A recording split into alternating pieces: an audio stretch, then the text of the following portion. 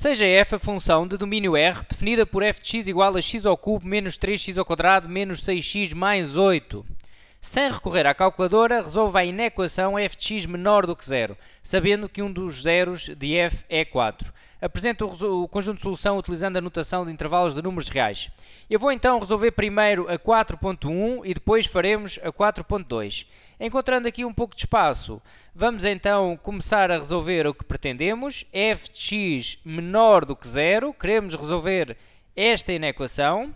Eu vou começar por substituir a expressão da função f, que temos lá em cima no enunciado, aqui nesta inequação. E ficamos com x ao cubo menos 3x ao quadrado menos 6x mais 8 menor do que 0.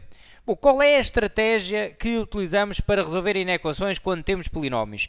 É fatorizar os polinómios. Eu vou tentar explicar porquê e depois utilizamos esta regra como norma quando temos inequações com polinómios. Nós fazemos então o seguinte, fatorizamos, e ao fatorizar nós estamos a obter então só multiplicações, não é? Já vamos ver como é que fatorizamos, mas o objetivo será este, fatorizar o polinómio, escrevê-lo sobre a forma de fatores, e como estamos a multiplicar, nós conseguimos saber o sinal desta multiplicação, dependendo do sinal dos fatores. Ou seja, se este fator for, por exemplo, positivo, e este for negativo, e este for positivo, eu sei que realmente na multiplicação mais com menos dá menos, e depois menos com mais dá menos, ok? Dá negativo, dá menor do que 0. Mas se eu, por outro lado, tiver este fator positivo, e este também positivo, e este também positivo, bom, então já dará mais, e isso já não fazia parte do meu conjunto de solução, porque eu quero saber quando é que o polinómio é menor do que 0.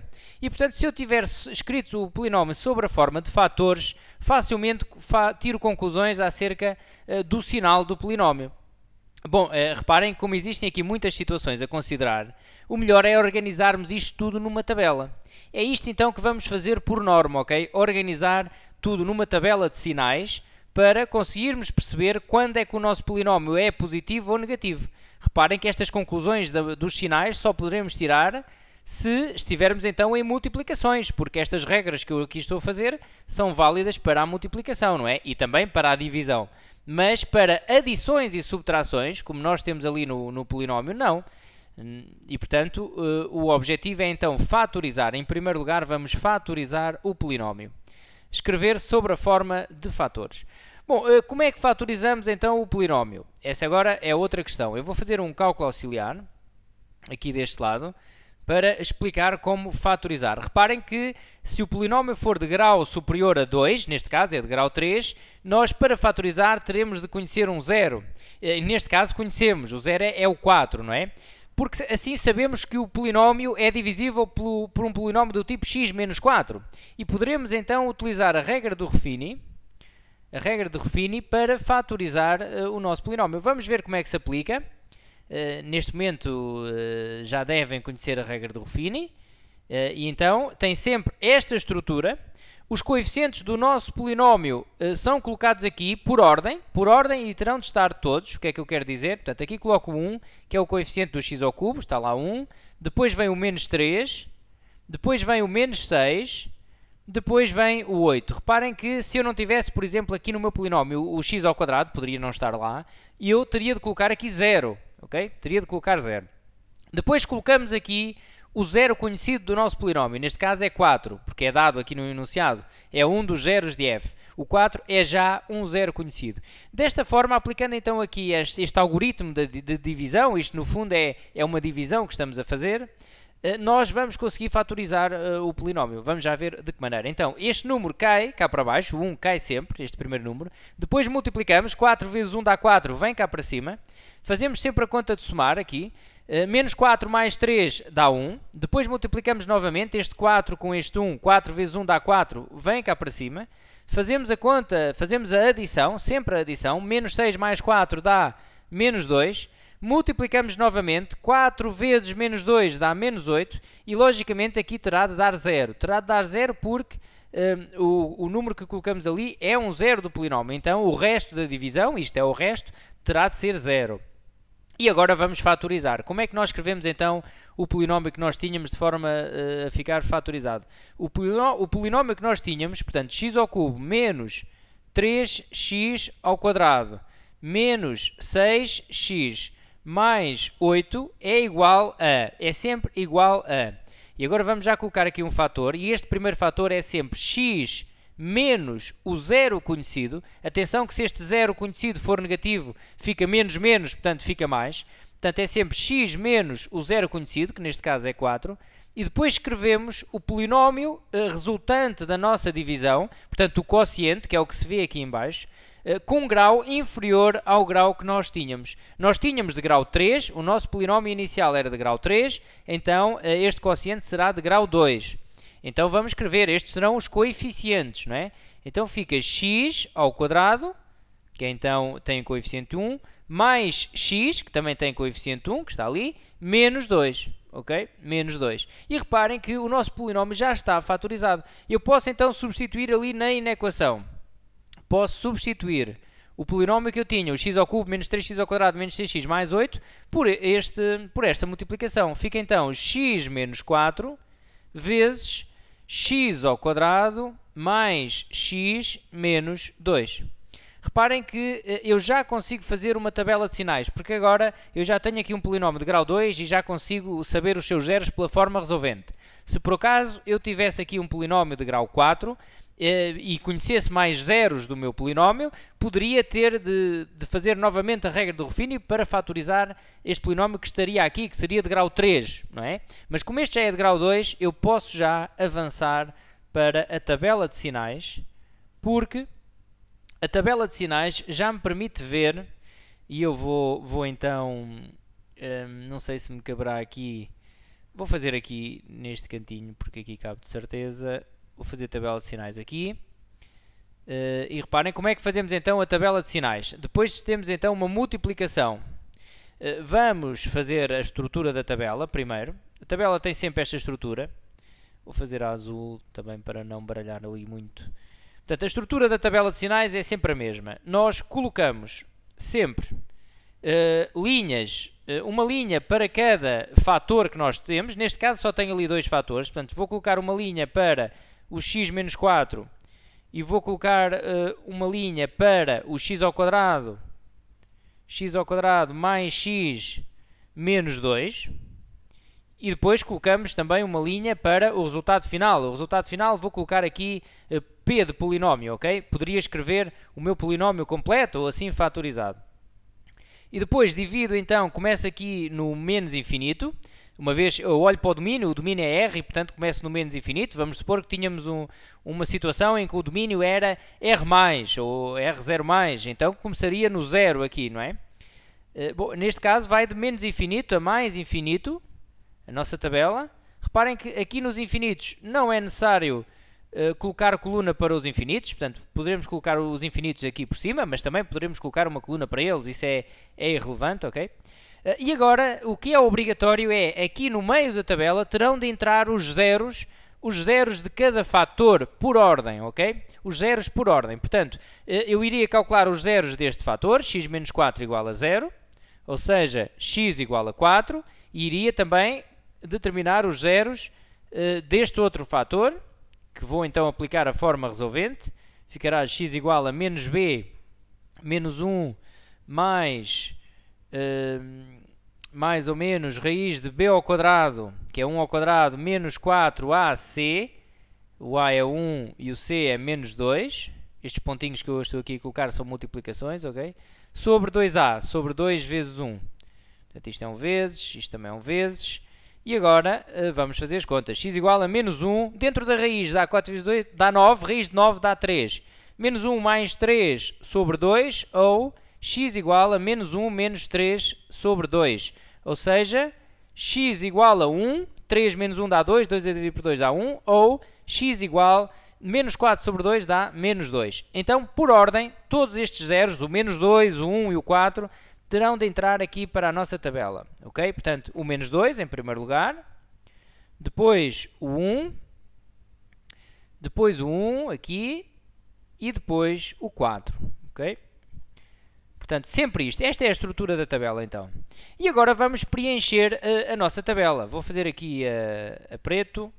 Vamos preencher a primeira linha. A primeira coisa a fazer é colocar logo o zero. Nós já temos o zero deste fator, anula-se em 4, portanto nós já sabemos que aqui é zero. Porque se eu substituir aqui o x por 4, vai dar 0. 4 menos 4 dá 0. E depois temos de ver os sinais à frente e atrás. Portanto, temos de preencher o resto da linha. Existe aqui uma forma genérica de saber os sinais, se é mais ou menos. Vocês podem sempre substituir por um valor a seguir ao 4. Pegam num valor qualquer a seguir ao 4, por exemplo o 5, e substituem aqui no fator. 5 menos 4 dava 1. 1 é positivo e, portanto, aqui fica o sinal positivo. E depois poderemos fazer o mesmo para valores em cada um destes intervalos, ok? Uma estratégia que eu utilizo e que é bastante prática, uma vez que é habitual encontrarmos aqui sempre fatores que são conhecidos, ou são retas, ou são parábolas, como é aqui o caso, poderemos também ter uma noção do gráfico que aqui está. Isto é uma reta, eu estou então a visualizar aqui o eixo do x, tem declive positivo, anula-se aqui no 4, já calculamos o 0, quer dizer que à frente do 0 é positivo e atrás é negativo, ok? Então teria mesmo de ser à frente do 4 é positivo e atrás é negativo, poderíamos então preencher também com base no gráfico. Aqui vou preencher a segunda linha, o que é que eu faço? Os zeros é logo a primeira coisa, aqui é 0, a parábola anula-se no menos 2 e no 1, e aqui também é 0. E agora vamos ver, também aqui podemos ter uma noção do gráfico da parábola. A parábola está voltada para cima, não é? Está voltada para cima, tem dois zeros, então eu estou aqui a imaginar o eixo do x, então eu sei que ela é negativa no meio dos zeros e é positiva à esquerda e à direita dos seus zeros, ou seja, aqui é menos e aqui é mais e aqui é mais. Portanto, eu vou-te a repetir que poderão sempre substituir por valores aqui no meio entre os zeros, e do lado esquerdo e do lado direito dos zeros, e ver se está positivo ou negativo. Por exemplo, eu queria saber se aqui dava positivo ou negativo. Eu via o número entre menos 2 e 1, por exemplo o 0 está aqui entre menos 2 e 1, substituía aqui no x, por exemplo por 0, 0 ao quadrado dava 0, mais 0, ficava negativo, logo aqui vai dar negativo. Depois poderia substituir por um número à direita do 1, por exemplo o número 2, que está aqui deste lado. Substituía ali, 2 ao quadrado dá 4, 4 mais 2 dá 6, 6 menos 2 dá 4, dá positivo, e colocava ali um mais, ok? E agora é só fazermos o produto, reparem que nós estamos aqui a multiplicar. E como estamos a multiplicar, nós vamos fazer essas operações. Menos vezes mais dá menos. Menos vezes 0 dá 0. Menos vezes menos. Negativo vezes negativo dá positivo. Negativo vezes 0 dá 0. Negativo vezes positivo dá negativo. 0 vezes positivo dá 0. Positivo vezes positivo dá positivo. Ok? E assim temos a nossa solução. Agora só precisamos de olhar para aquilo que pretendemos, menor do que 0. Eu quero que o meu polinómio seja menor do que 0, este produto, que está aqui visto na última linha. Menor do que 0, então, reparem, eu quero daqui para trás. Depois temos de ter o cuidado se queremos também incluir os zeros ou não. E reparem que, como nós só queremos menor do que 0, não tem cá o menor ou igual. Se tivesse o menor ou igual, eu iria fazer daqui para trás, ok? Pintava também esta zona, o menos 2 estaria também incluído. Mas não é o caso. Portanto, está só menor, e como está só menor, eu quero mesmo só os valores negativos. O 0 não entra, porque o 0 não é menor do que 0. Quero também então a zona aqui no meio, que é menor do que 0, é negativo, e pronto, e é o meu conjunto de solução. Então, escrevendo sobre a forma de intervalo, nós poderemos dizer que x pertence, olhando então aqui para a nossa tabela, de menos infinito, aberto nos infinitos é sempre aberto, a menos 2, reparem, a menos 2, aberto também no menos 2, aberto porque o menos 2 não pertence, uma vez que é nulo, só pertencia, seria aqui fechado se aqui tivesse menor ou igual, ok? Reunido com 1 a 4, aberto nos dois, ok? Volto a repetir, aqui poderia ser fechado no 1 e no 4, se por acaso aqui estivesse menor ou igual. Se aqui estivesse menor ou igual, estes zeros estavam incluídos no conjunto de solução e, portanto, o 1 e o 4 faria parte da solução. Neste caso, não está menor ou igual, está menor, então aqui é aberto e aqui também é aberto.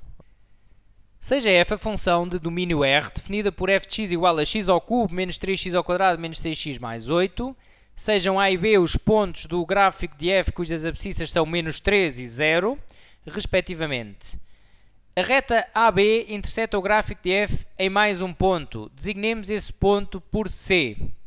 Determina as coordenadas do ponto C, percorrendo as etapas indicadas a seguir. Bom, então nós devemos percorrer estas etapas. A primeira coisa que diz aqui é terminar a equação reduzida da reta AB. Eu diria que se dessem uma leitura por todas as etapas, viam que no ponto 2 já temos que introduzir a função na calculadora, não é? A função f. E teremos de introduzir também a reta encontrada no primeiro ponto. Mas talvez ajudasse se começassem logo por introduzir, só para terem uma ideia do que é que se iria passar. Poderiam começar logo por introduzir, então, a função a expressão da função na calculadora, visualizando logo o gráfico desta função. E iriam obter algo parecido com o que eu vou aqui fazer.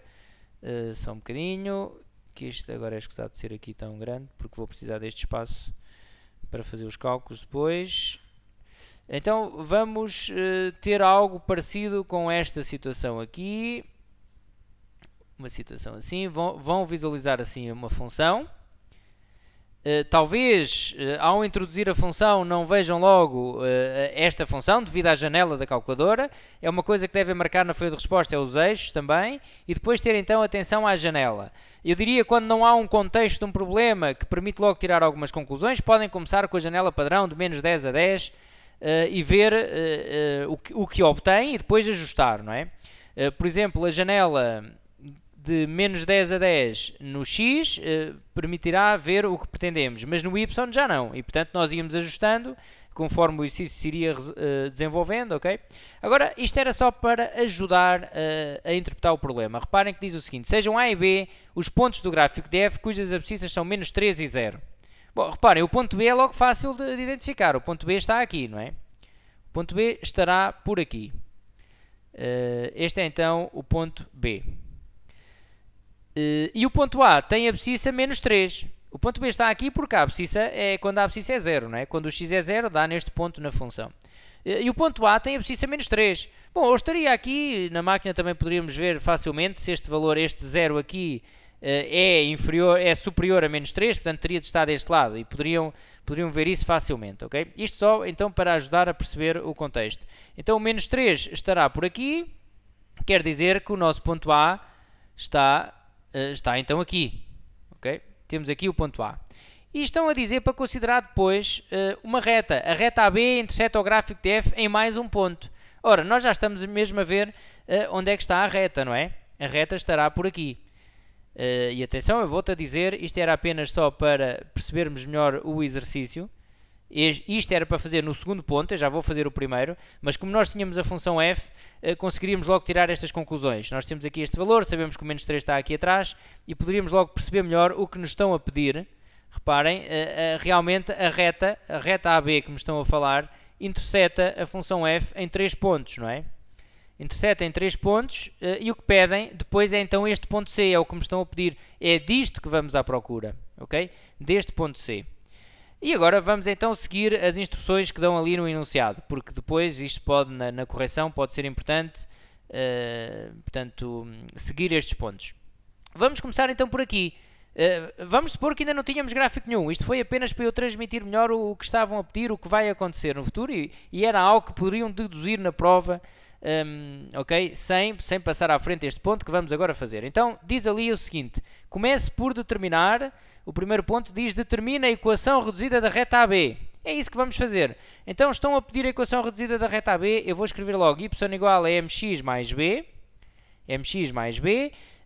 que é então a equação reduzida da reta AB. E vou descobrir o declive. Em primeiro lugar vamos descobrir o declive. Bom, existem aqui duas formas de fazermos o declive. Reparem que o declive pode ser obtido sabendo dois pontos, por uma forma que vocês conhecem, y1 menos y0 sobre x1 menos x0, ou poderemos fazer também com base nas coordenadas de um vetor, o vetor diretor da reta. Eu vou até fazer assim, porque chamo também aqui um pouco os vetores ao exercício, ok? Então é assim, se nós soubermos um vetor diretor, e um vetor diretor aqui pode ser o vetor AB, por exemplo, o vetor AB terá de coordenadas B menos A. Reparem que sempre que temos dois pontos, nós conseguimos sempre determinar o vetor B menos A, não é? Bom, e como é que poderemos descobrir estes pontos? Reparem, quais são as coordenadas do ponto B? Diz aqui que o ponto B tem abscissa 0. Sejam A e B os pontos do gráfico de f cujas abscissas são menos 3 e 0, respectivamente. Portanto, a abscissa do B é 0. Como é que eu consigo descobrir a ordenada? Bom, a ordenada é aqui este valor, não é? Como é que eu vou descobrir? Vou à função, vou substituir, e isto faria os cálculos, ok? Não poderia fazer com base no gráfico, porque estão a dizer para eu fazer a reta antes de fazer o gráfico. Portanto, iria fazer o f de 0 na minha função, ia lá acima, substituir o x por 0, 0 ao cubo, menos 3 vezes 0 ao quadrado, menos 6 vezes 0, mais 8, igual, bom, vai dar 8 esta conta, não é? E portanto aqui ficava a saber que era 8. Depois como é que fazia então o ponto A? O ponto A tem abscissa menos 3, está aqui, menos 3, e preciso saber a ordenada. Bom, então vou fazer o mesmo, vou à minha função f e vou substituir o x por menos 3, determinando assim a imagem, não é? Então ficaria menos 3 ao cubo, menos 3 vezes menos 3 ao quadrado, estou a substituir ali na função f o x por menos 3, menos 6 vezes menos 3, mais 8, ok? Mais 8. Bom, e aqui verificava que esta conta iria dar, neste caso, menos 28, ok? Menos 28. Isto aqui dá positivo, depois dá 27, dá menos 27, corta com este, aqui dá positivo, dá 18, 3, 6, 18, dá então menos 28, ok? Bom, e agora o que é que temos de fazer? O vetor. Vamos então fazer aqui as contas. 0 menos menos 3, ou seja, fica 3. 8 menos menos 28, ou seja, dá 36. Okay?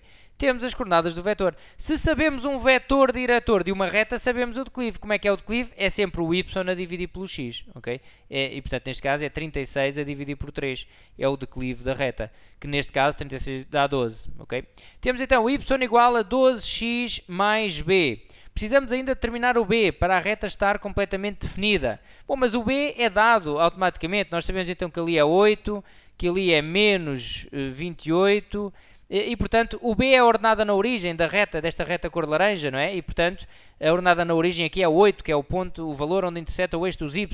De qualquer das formas, se não fosse dado este ponto, a interseção com o eixo dos y, poderíamos sempre resolver o problema da seguinte forma. Portanto, já temos o M, vamos agora calcular o B. Encontrávamos um ponto da reta, neste caso podia ser o menos 3, menos 28, por exemplo.